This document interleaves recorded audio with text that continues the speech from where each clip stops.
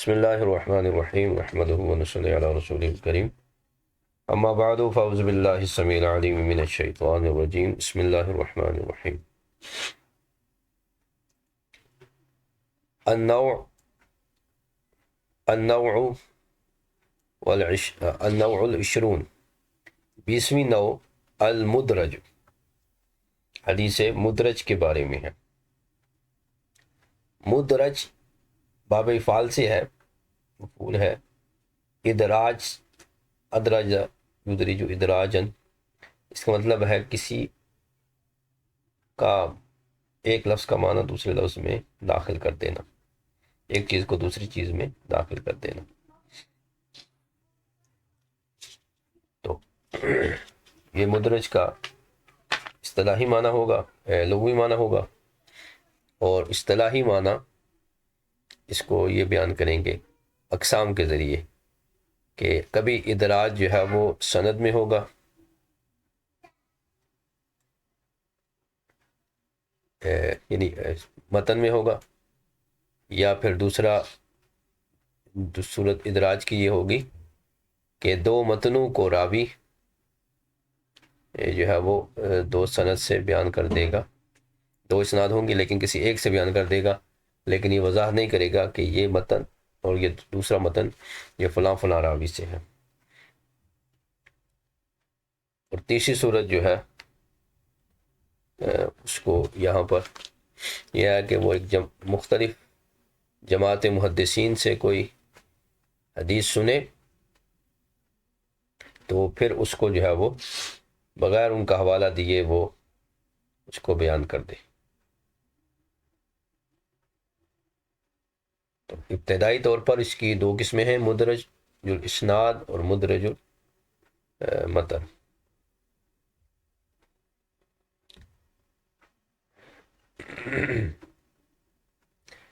تو آغاز کرتے ہیں۔ وہو اقسام، مدرج کی اقسام ہیں، ان میں سے پہلی اقسام احدھا، ان میں سے پہلی اقسام یہ ہے مدرج فی حدیث النبی صلی اللہ تعالی علیہ وسلم بأن یذکر الراوی عقیبہ کلاما لنفسہ او لغیرہ، کہ مدرج فی الحدیث سے نبوی صلی اللہ تعالی علیہ وسلم یہ ہے کہ کوئی راوی حدیث سے مبارکہ کے آخر میں اپنے کلام کو یا اپنے علاوہ کسی اور کے کلام کو ذکر کرے۔ فَيَرْوِيهِ مَنْ بَعْدَهُ مُتَّصِلًا،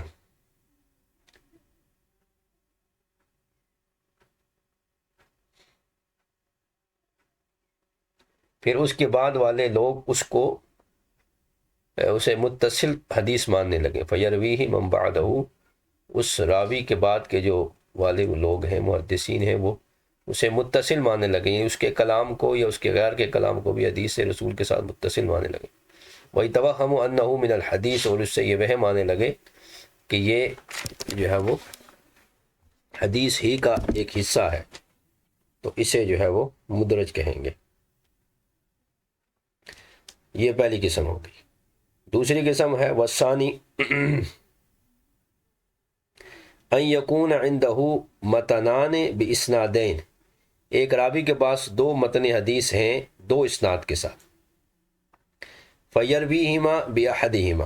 لیکن وہ ان دو متون کو دو اسناد سے بیان نہیں کرتا بلکہ کسی ایک سند سے بیان کرتا ہے، تو اس میں ایک سند کے ساتھ دونوں متون کو اس نے آپس میں ملا دیا، تو یہ بھی ادراج ہوا کہ دو اسناد کو اس نے دو متون کو دو اسناد کے ساتھ جو مروی تھے انہیں ایک سند کے ساتھ اس نے دو متون بیان کر دیے۔ والثالث، تیسری صورت وہ یہ ہے کہ ان یسمع حدیثا من جماعت مختلفین فی اسنادہ او متنہ، کہ کسی راوی نے محدثین کی ایک جماعت سے یا محدثین کی مختلف جماعتوں سے، یعنی محدثین کی ایک ایسی جماعت سے حدیث کو سنا کہ مختلفین فی اسنادی و متنی، جو اس حدیث کی اسناد اور متن میں مختلف ہے، فیرویہ عنہم باتفاق، تو اس راوی نے اس حدیث کو اختلاف ذکر کیے بغیر اتفاق کے ساتھ ذکر کر دیا، کہ جہاں جہاں اس اسناد میں جماعت محدثین کا اختلاف تھا سند اور متن میں، اس کو ذکر نہیں کیا، بلکہ اتفاق کے ساتھ اس حدیث کو جو ہے وہ بیان کر دیا، تو اس کو حدیث مدرج کہیں گے۔ وَكُلُّهُ حرام، یہ تینوں چیزیں جو ہے وہ حدیث میں حرام ہیں۔ وَصَنَّفَ فِيهِ الْخَطِيبُ كِتَابًا شَفَا وَكَفَا، اور اس حدیث مدرج کے بارے میں خطیب بغدادی نے ایک کتاب لکھی ہے جو کافی و شافی ہے۔ تو لہذا اس سے یہ معلوم ہوا کہ حدیث مدرج جو ہے وہ متن میں بھی ہے اور اسناد میں بھی ہے۔ اب یہاں پر انہوں نے اس کی اقسام تو بیان کی ہیں، لیکن مدرج فی اسناد بھی ہے اور مدرج فی سند بھی ہے۔ امام نووی نے حدیث مدرج کی 3 قسمیں یہاں پر بیان کی ہیں، ایک مدرج المتن ہے اور 2 قسمیں مدرج الاسناد کی یہاں پر بیان کی ہیں۔ یہ دونوں، دوسری اور تیسری، مدرج فی الاسناد ہیں، اور پہلی جو ہے وہ مدرج فی المتن ہے۔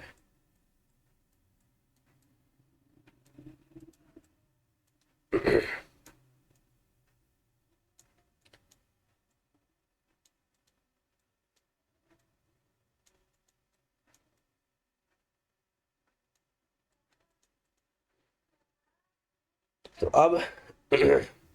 جبکہ امام ابن حجر اسقلانی نے شرح نخبہ میں مدرج کی 4 قسمیں بیان کی ہیں، اب یہاں پر ہم نے تھوڑی سی اس کی شرح کی طرف جاتے ہیں تدریب میں۔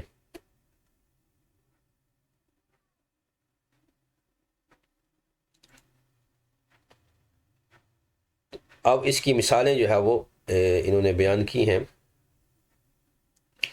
پہلی مثال جو ہے جو دی ہے مدرج کی، وہی حدیث علقمہ عن عبداللہ ابن مسعود اخذ بیدی وان رسول اللہ صلی اللہ علیہ وسلم اخذ بیدی عبداللہ فعلمنا التشہد فی الصلاة الحدیث وفیہ اذا قلت هذا او قضیت هذا فقد قضیت صلاتک ان شئت ان تقوم فقم وان شئت ان تقعد فقعد۔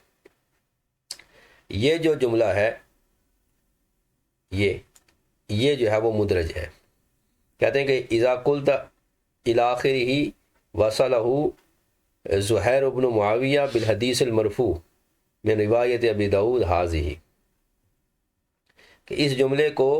زہیر بن معاویہ نے حدیث مرفوع کے ساتھ ملا دیا۔ وقال الحاکم ذالک مدرج فی الحدیث من کلام ابن مسعود وکذا قال البہقی والخطیب، اور یہی امام بہقی اور امام خطیب بغدادی نے کہا کہ یہ جو جملہ تھا کہ ہمیں نبی پاک صلی اللہ علیہ وسلم نے نماز سکھائی، اس سے آگے یہ ہے کہ آپ نے راوی سے فرمایا کہ جب تو یہ کہہ لے یا یہ کر دے تو تیری نماز مکمل ہوگی، اب چاہے تو کھڑا ہو جا، تو کھڑا ہونا چاہتا ہے تو کھڑا ہو جا، چاہتا ہے بیٹھنا تو پھر بیٹھ جا۔ یہ الفاظ حضرت عبداللہ بن مسعود کے ہیں، یہ مرفوع حدیث نہیں ہے، لیکن زہیر بن معاویہ راوی نے اس کو موصول بنا دیا حدیث مرفوع کے ساتھ۔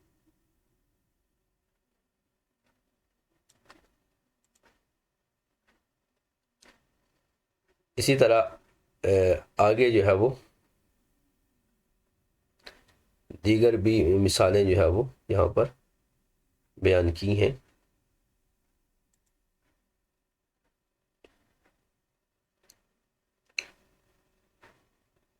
یہ ایک پیچھے حدیث گزری ہے، فی صحیح عن ابی ہریرہ مرفوعا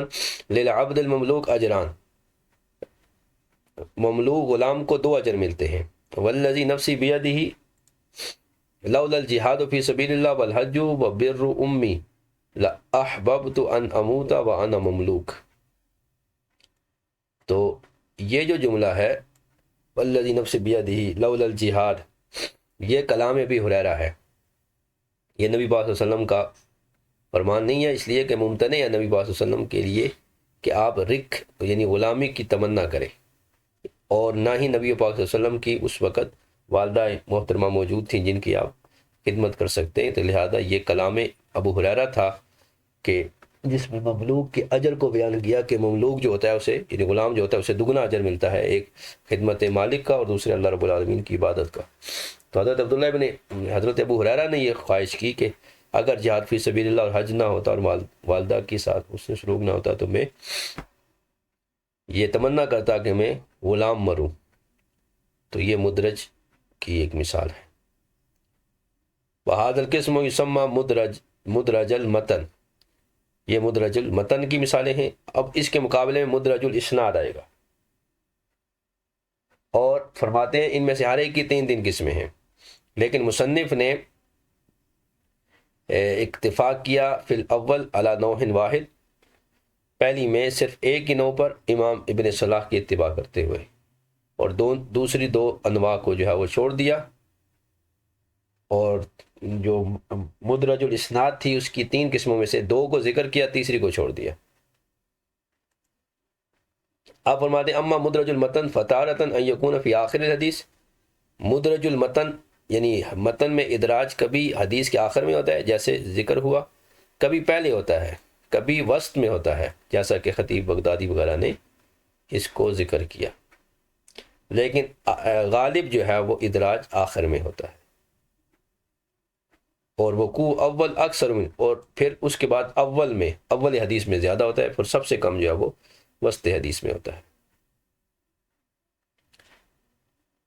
اب اس کی مثال ایک اور دے رہے ہیں کہ نبی ہریرہ قال قال رسول اللہ صلی اللہ علیہ وسلم اسبغوا الوضوء ویل للعقاب من النار، تو اسبغوا الوضوء یہ مدرج ہے من قول ابی ہریرہ کہ پانی خوب جو ہے وہ وضو میں استعمال کرو، یعنی پانی بہاؤ۔ ویل للعقاب یہ حدیث ہے، لیکن اسبغوا الوضوء جو ہے یہ کلام ابی ہریرہ ہے، ٹھیک ہے، جیسا کہ روایت بخاری عن آدم عن شعبہ عن محمد بن زیاد عن ابی ہریرہ، اسبغوا الوضوء یہ ابو ہریرہ نے فرمایا، اور پھر اس کو فرمایا فإن ابا قاسم صلی اللہ تعالی وسلم قال، یہ آپ نے حکم ارشاد فرمایا کہ لوگوں خوب اچھی طرح وضو کرو، بس بے شک نبی پاک صلی اللہ علیہ وسلم نے ارشاد فرمایا ویل للعقاب من النار، ان ایڑیوں کے لیے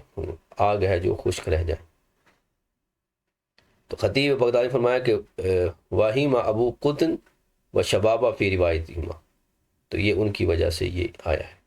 اب مثال دیتے ہیں مدرج فی الوسط کی، تو اس کا سبب یہ ہوتا ہے کہ وسط میں ادراج اس لیے ہوتا ہے کہ راوی جو ہے وہ کوئی حکم حدیث سے ثابت کر رہا ہوتا ہے اس کو مکمل کرنے سے پہلے، لہذا اس کا حکم جو ثابت کر رہا ہوتا ہے وہ کبھی کبھار حدیث میں درج ہو جاتا ہے، یا وہ کسی لفظ کی جو ہے وہ انوکھے لفظ کی یا غریب لفظ کی تفسیر کر رہا ہوتا ہے، اس لیے اس راوی کا کلام درج ہو جاتا ہے، ونحو ذالک کسی طرح کی اور وجہ۔ فمن الاول ما رواه دارقطنی فی السنن من روایت عبد الحمید بن جعفر عن ہشام عن ابیہ عن بصرہ بنت صفوان قالت سمعت رسول اللہ صلی اللہ تعالی علیہ وسلم یقول مس ذکرہ او اثنیہ او رفعیہ فلیتوضا۔ اب یہ جو الفاظ ہیں، یہ مس ذکر کے ساتھ یہ الفاظ، یہ جو ہے وہ ادراج ہے۔ قال دارقطنی رواہ عبد الحمید عن حشام ووہم فی ذکر الانثیین والرفع وادراجہ ذالک من حدیث بصر، اور والمحفوظ ان ذالک قول عروہ من مس ذکرہ فلیتوضا، یہ محفوظ الفاظ ہیں، باقی یہ جو ہے وہ اس میں ادراج ہے۔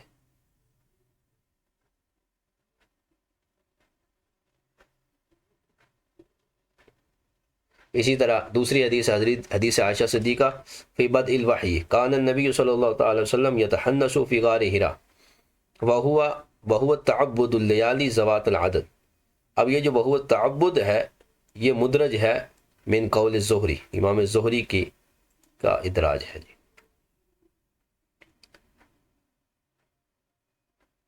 تو اسی طرح فرماتے ہیں کہ حدیث فضیلہ میں ہے انا زعیم والزعیم الحمیل ببیت فی ربد الجنہ، تو زعیم الحمیل یہ مدرج ہے تفسیر ابن وہب میں، اور اس کی امثلہ کثیر ہیں جی۔ اب ابن دقیق العید کے حوالے سے فرماتے ہیں والطریق الی الحکم بالادراج فی الاول والاسناء ضعیف، کہ ادراج جو ہے وہ اول حدیث میں یا درمیان حدیث میں حدیث کو ضعیف کر دیتا ہے، خصوصاً کہ جب وہ حدیث مروی پر کے جو لفظ ہیں ان سے مقدم ہو یا اس پر واو کے ساتھ عطف کیا جائے، یعنی نبی پاک صلی اللہ علیہ وسلم کے فرمان پر وہ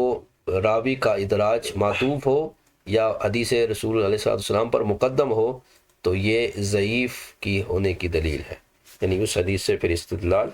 نہیں کیا جائے گا۔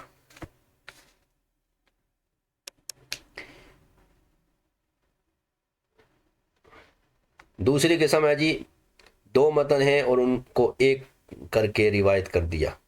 اس کی مثال جو ہے وہ دی ہے عن مالک عن الزہری عن انس ان رسول اللہ صلی اللہ علیہ وسلم قال لا تباغضوا ولا تحاسدوا ولا تدابروا ولا تنافسوا۔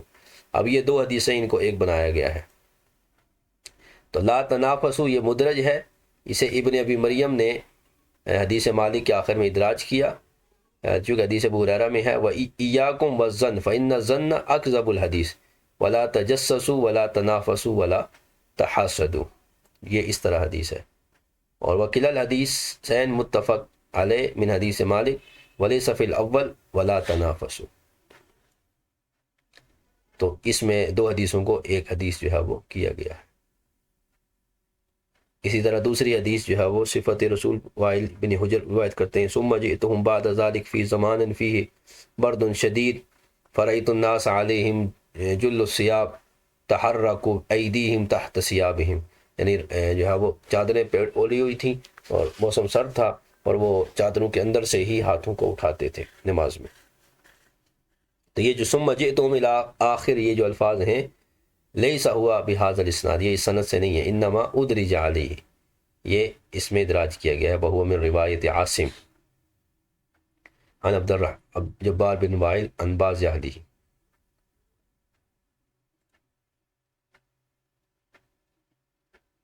اور اس کے بعد تھا کہ ایک راوی نے ایک پوری جماعت سے مختلف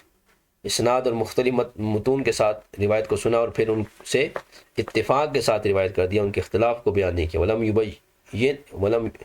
ولا یبین ما اختلف فیہ۔ اس کی مثال یہ دیتے ہیں کہ عن عمرو بن شرحبیل عن عبداللہ قال قلت یا رسول اللہ صلی اللہ علیہ وسلم ای الذنب اعظم،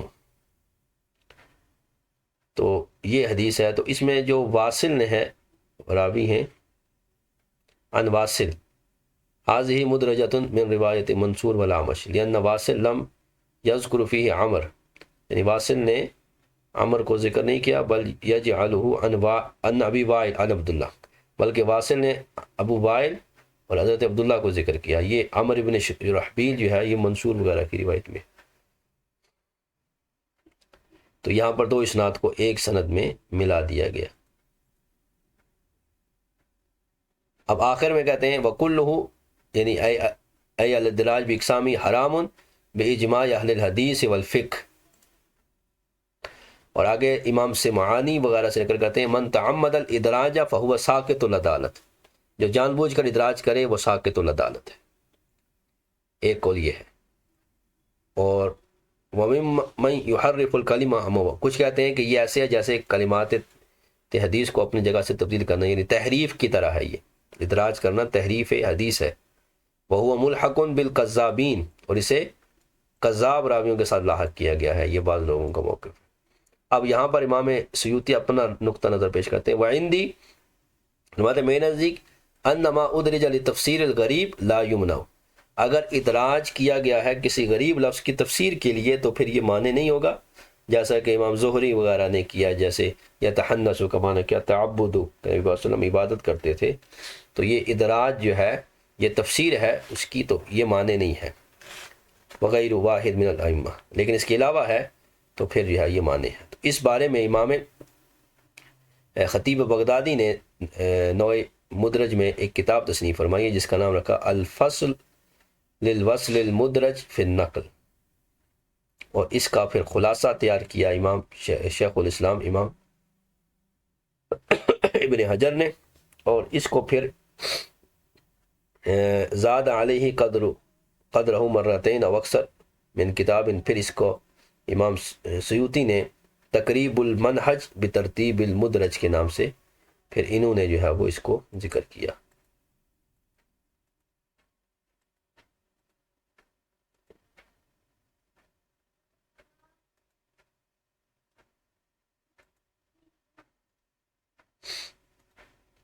تو یہ خطیب بغدادی کی ہے کتاب الفصل للوصل للمدرج فی النقل۔ تو آج کی گفتگو جو ہے وہ حدیث مدرج کے بارے میں ہے کہ یہ حدیث مدرج جو ہے وہ یہ بھی حدیث ضعیف کی اقسام میں سے ہے۔ اگر اس میں اضافہ صرف کسی غریب لفظ کی تفسیر کے لیے کیا گیا ہو تو یہ جائز ہے، لیکن اس کے علاوہ اگر اضافہ کیا گیا ہے چاہے اول حدیث میں ہو، آخر میں ہو یا شروع میں ہو تو اس کی گنجائش نہیں، اس کی وجہ سے حدیث ضعیف ہو جائے گی، اور محدثین نے اس عمل کو جو ہے وہ ناجائز قرار دیا ہے۔ بعض نے جو ہے وہ کہا کہ جو ادراج کرے گا اس کی عدالت ساقط ہو جائے گی، بعض اس کو تحریف قرار دے کر اسے کذاب راویوں میں شمار کرتے ہیں، جبکہ امام سیوطی فرماتے ہیں صحیح یہ ہے کہ اگر تفسیر کے لیے ہو کسی لفظ کی تو پھر تو یہ جائز ہے، اگر اس کے علاوہ ہے تو پھر یہ جائز نہیں ہے۔ تو یہاں تک آج کی ہماری